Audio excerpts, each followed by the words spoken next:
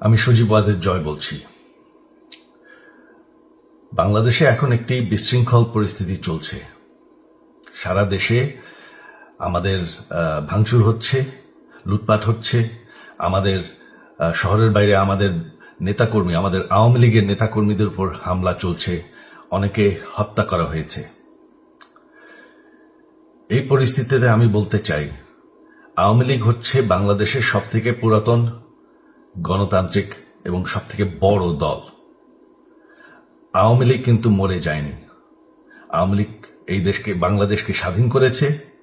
আওয়ামী লীগকে শেষ করা সম্ভব না। আমরা বলেছিলাম যে আমার পরিবার আর রাজনীতি করবে না, তবে আমাদের নেতাকর্মীর উপর যেভাবে হামলা হচ্ছে, এই পরিস্থিতিতে আমরা হাল ছেড়ে দিতে পারি না।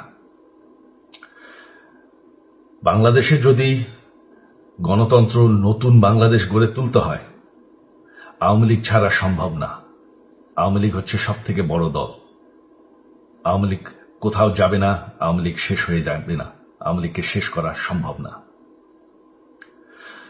আওয়ামী লীগের নেতাকর্মীদের আমি সবাইকে আহ্বান জানাচ্ছি যে আপনারা সাহস নিয়ে দাঁড়ান। আপনারা একা না, আমরা আছি।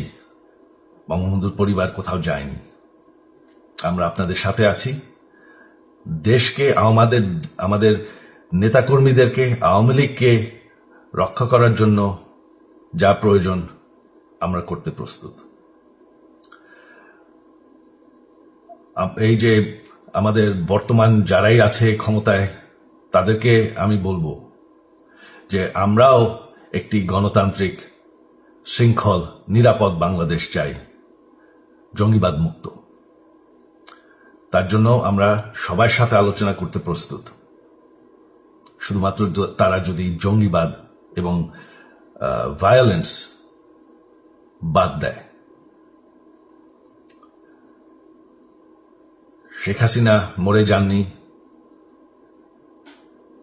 আমরা কোথাও যাইনি। বাংলাদেশ আওয়ামী লীগ ছাড়া গণতন্ত্র, নির্বাচন সম্ভব না। এই বলে আমি আমার কথা শেষ করছি। জয় বাংলা।